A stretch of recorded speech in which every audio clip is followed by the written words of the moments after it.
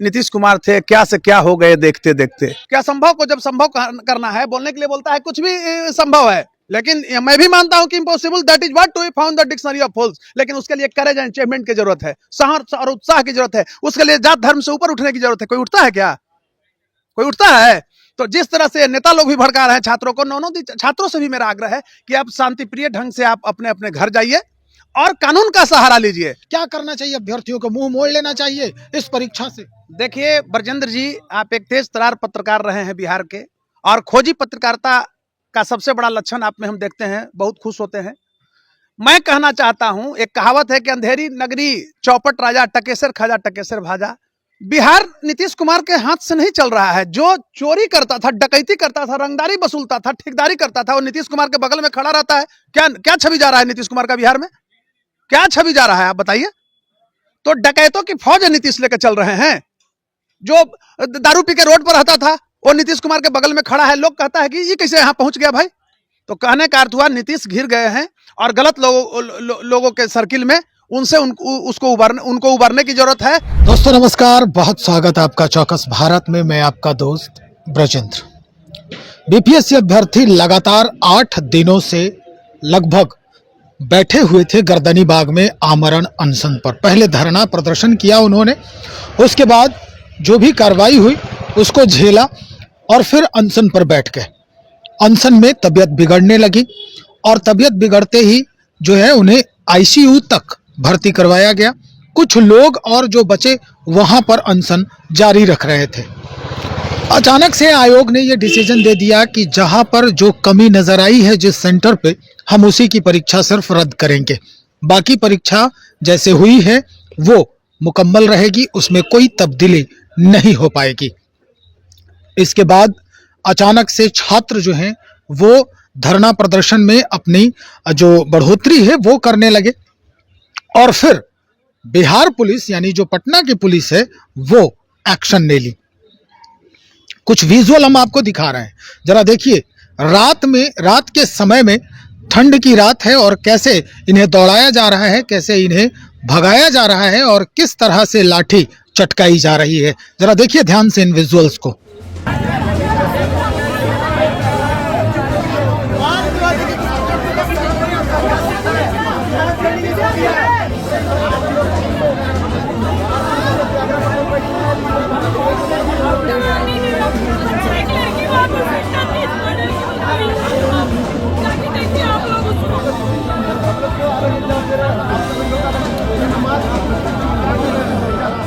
ये विजुअल क्या कुछ कह रहा है ये आप तय करेंगे। क्यों ऐसा हो रहा है ये भी आप तय करेंगे, लेकिन इसके पीछे की जो कहानी है वो हम आज, अधिवक्ता हैं हमारे साथ पटना उच्च न्यायालय के कौशलेंद्र नारायण जी, इन्हीं से हम आज बातचीत करेंगे। इसके पीछे की कहानी क्या है इन्हीं से हम साझा करेंगे। क्यों हो रहा है वकील साहब ऐसा? लगातार जो परीक्षा में इस तरह की कार्रवाई हो रही है, परीक्षा से संतुष्ट नहीं है अभ्यर्थी। इतने प्रतिष्ठित संस्थान की परीक्षा जो अधिकारी बनाती है और उसके बावजूद भी इस तरह का माहौल बन रहा है, लाठियां चटकाई जा रही अभ्यर्थियों पर, भविष्य के अधिकारियों पर। क्या कहेंगे आप? सर्वप्रथम तो मैं धन्यवाद देता हूं आपके चैनल को और आपके प्रति शुक्रिया अदा करता हूं कि इस मुद्दे पर आप हमारे विचार को आम जनमानस में ले जाने के लिए आए हैं। मैं कहना चाहता हूं बार बार, आपको ये पता होगा कि मैं बिहार सरकार के निरंकुशता, अमानवीयता के खिलाफ 15 वर्षों से लड़ रहा हूं जी। आज जिस तरह से धरना पर बैठे निरीह छात्र एवं छात्राओं के ऊपर बिहार पुलिस ने कार्रवाई किया है, वह अमानवीयता, क्रूरता तथा पाशविकता का नग्न प्रदर्शन है। कहीं से न्यायोचित नहीं कहा जा सकता है। और वह घटना का फुटेज जो आप ही लोग मीडिया वाले के चैनल में मैंने जब देखा तो मेरे अंदर भी दुख हुआ, क्षोभ हुआ और मौत सी मायूसी आई। क्या नीतीश कुमार थे, क्या से क्या हो गए देखते देखते। देखिए सवाल है ये लाठीचार्ज का नहीं। अभी तो एक हमको जानकारी आई है कि एक छात्र उसमें मरा भी है। हम ऑथेंटिक नहीं बता सकते हैं, लेकिन एक छात्र मारे गए हैं और कई छात्राएं भर्ती हैं और छात्र भर्ती हैं पीएमसीएच में, लगभग आधा दर्जन से ऊपर। आप ये बताइए कि पुरुष पुलिस किस आधार पर महिलाओं के ऊपर लाठीचार्ज की है? जिस तरह से आप फुटेज को देख सकते हैं। और मैं कहना चाहता हूं कि दोषी पुलिसकर्मी जो भी हैं उन पर सख्त से सख्त कार्रवाई किया जाए। हालांकि ये लोग देखिए बचाने का प्रयास करता है, एडमिनिस्ट्रेशन ऑन द एडमिनिस्ट्रेशन है और कहेगा कि ड्यूटी वो लोग डिस्चार्ज कर रहे थे। वकील साहब, सीधी सी बात है, आप जो कह रहे हैं कि दोषी पुलिसकर्मियों पर कार्रवाई होनी चाहिए, ये क्या पुलिसकर्मी जो होते हैं, जो लाठी भांजते हैं, वो खुद से डिसीजन लेते हैं?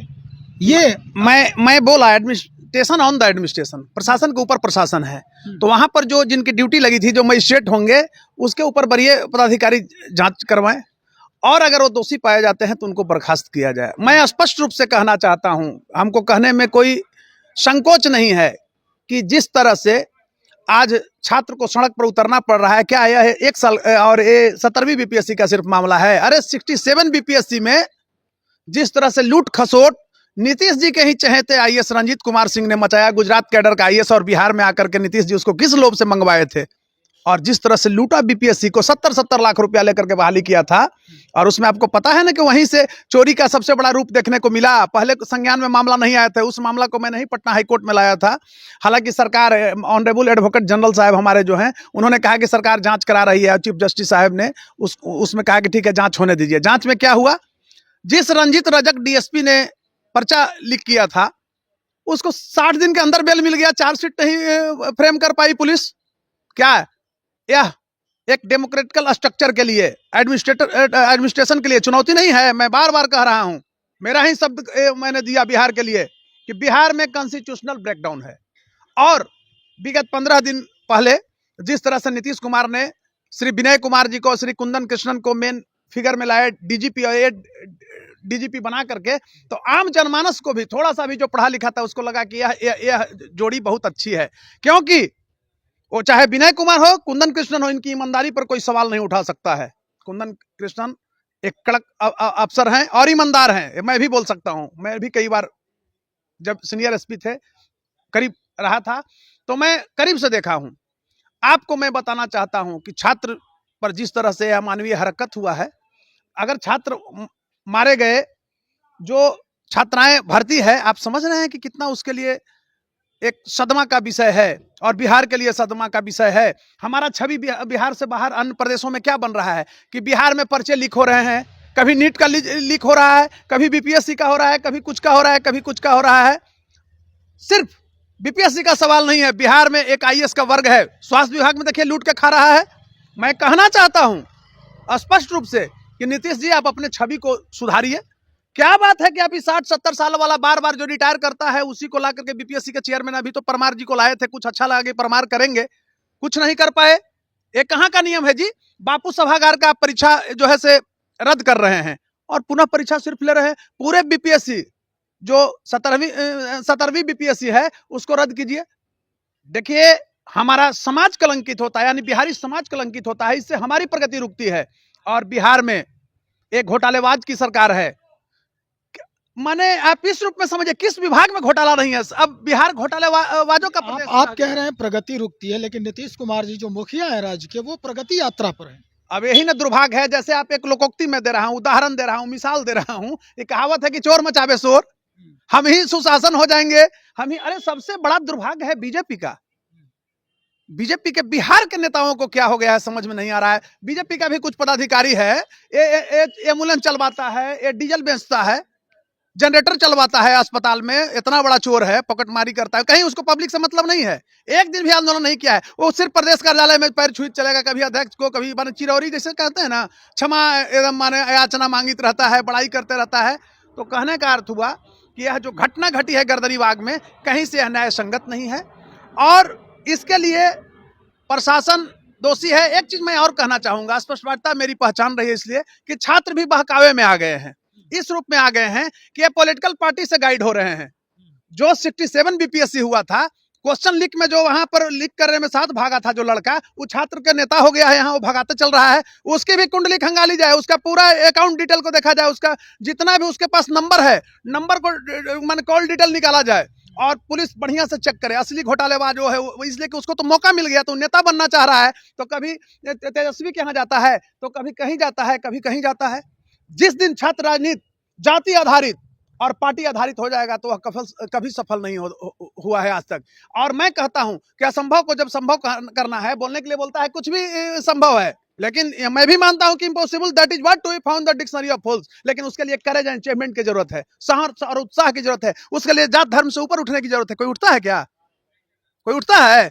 तो जिस तरह से नेता लोग भी भड़का रहे हैं छात्रों को, छात्रों से भी मेरा आग्रह है कि आप शांति प्रिय ढंग से आप अपने अपने घर जाइए और कानून का सहारा लीजिए।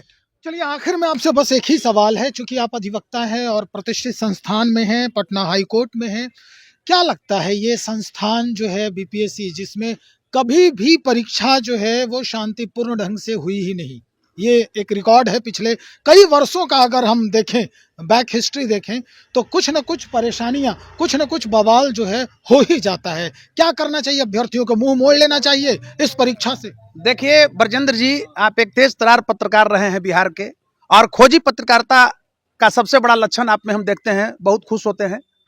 मैं कहना चाहता हूं, एक कहावत है कि अंधेरी नगरी चौपट राजा, टकेसर खाजा टकेसर भाजा। बिहार नीतीश कुमार के हाथ से नहीं चल रहा है। जो चोरी करता था, डकैती करता था, रंगदारी वसूलता था, ठेकेदारी करता था, वो नीतीश कुमार के बगल में खड़ा रहता है। क्या छवि जा रहा है नीतीश कुमार का बिहार में? क्या छवि जा रहा है आप बताइए? तो डकैतों की फौज नीतीश लेकर चल रहे हैं। जो दारू पी के रोड पर रहता था वो नीतीश कुमार के बगल में खड़ा है। लोग कहता है कि ये कैसे यहां पहुंच गया भाई? तो कहने का अर्थ हुआ नीतीश घिर गए हैं और गलत लोगों के सर्किल में, उनसे उनको उबरने की जरूरत है। और आज यह देश के लिए बहुत बड़ा चुनौतीपूर्ण सवाल है। आफ्टर इंडिपेंडेंस मूवमेंट पूरे भारत में कोई भी ऐसा प्रदेश नहीं हुआ, ये बिहार पहला प्रदेश मिला जिसने इतनी बार बीपीएससी राज्य स्तरीय जो उच्च मानक पीसीएस का एग्जाम होता है उसमें इतना बड़ा घोटाला का रूप मिला। कहीं से इसको हम जायज नहीं कर सकते हैं। हमारा समाज कलंकित होता है, हमारा बिहार कलंकित होता है, इससे हमारी प्रगति रुकती है। और मैं आपको कहना चाहता हूं कि नीतीश जी को इस मुद्दे पर बहुत बारीकी ढंग से काम करना चाहिए और यंग आईएएस को, ईमानदार आईएएस को या आईपीएस को मैं कहना चाहता हूं बीपीएससी का चेयरमैन है। और सबसे पहले बीपीएससी में जो दूसरे जगह से क्लर्क लोग पोस्टिंग कराए हुए हैं, अब नीतीश जी उसको किस आधार पर करते हैं पोस्टिंग, मैं नहीं कहना चाहता हूं। जाति के आधार पर करते हैं, धर्म के आधार पर क्या करते हैं, मैं नहीं कहना चाहता हूं, वो समझें। लेकिन वो लोग को भगाने की जरूरत है और वही लोग ये सब करवा रहा है, पर्ची आउट कर दे रहा है। और भाजपा तो बिहार में मतलब अपंग हो गई है, निरीह है। मैं धन्यवाद देता हूं भारत के गृह मंत्री अमित शाह जी को, जिन्होंने स्पष्टता का परिचय देते हैं। अब बताइए ये क्या आप कहते हैं जी? बिहार का केंद्रीय मंत्री, इतना बड़ा नेता, कहता है कि नीतीश कुमार को भारत रत्न दिया। ये क्या है? चाटुकारिता का अंत है? दुर्भाग्य सुनने में घृणा आता है। तो कहने का अर्थ हुआ कि जब तक जात और धर्म से ऊपर उठकर अफसरों की पोस्टिंग आप नहीं करेंगे तब तक बिहार सही पटरी पर नहीं जा सकता है।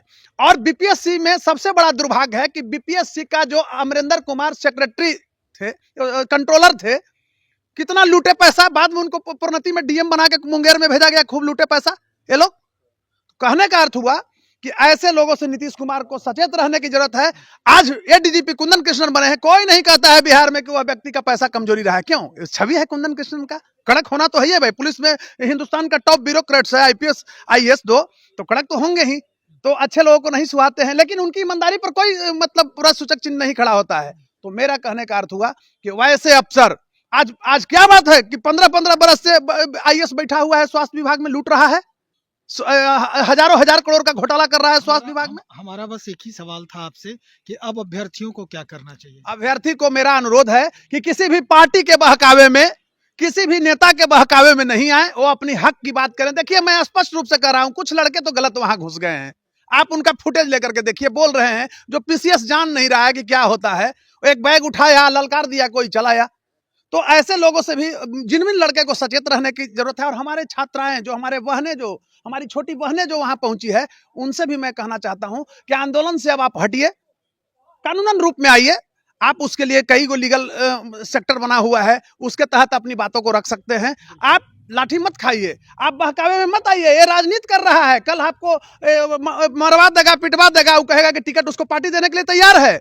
अब बताइए, जिस क्या तेजस्वी उसमें बोलते हैं, चोर मचावे शोर। बताइए ये क्या हो रहा है? ये डेमोक्रेटिकल स्ट्रक्चर में बहुत बड़ा गहरा आघात है कि छात्र राजनीति जाति और धर्म और पार्टी आधारित हो रहा है। यह दुर्भाग्य है। बहुत बहुत बहुत शुक्रिया जानकारी देने के लिए भाई। अधिवक्ता हैं पटना उच्च न्यायालय के कौशलेंद्र नारायण, उनसे हमारी इस मुद्दे पर बातचीत हो रही थी कि जो एस्पिरेंट्स हैं सिविल सर्विसेज के यानी बीपीएससी के, उनके साथ क्या कुछ हुआ है और क्यों हुआ है। जानकारी उस कहानी की भी कि जो इसके पीछे लिखी जा रही थी बहुत पहले से ही, कि क्या होता है और उसके बाद उसका परिणाम क्या कुछ होता है। तो चलिए, उन लोगों के लिए भी एक सूचना है जो बिना सोचे बिना समझे इस कुएं में, आग के कुएं में कूद जाते हैं आंख पर पट्टी बांध कर, अपने कैरियर, अपने भविष्य से खिलवाड़ करते नजर आते हैं। हम और भी लोगों से बातचीत करेंगे और भी लोगों से जानने का प्रयास करेंगे कि इसका आखिर में सॉल्यूशन क्या हो सकता है। तब तक इंतजार करें, बने रहे हमारे साथ। बहुत शुक्रिया।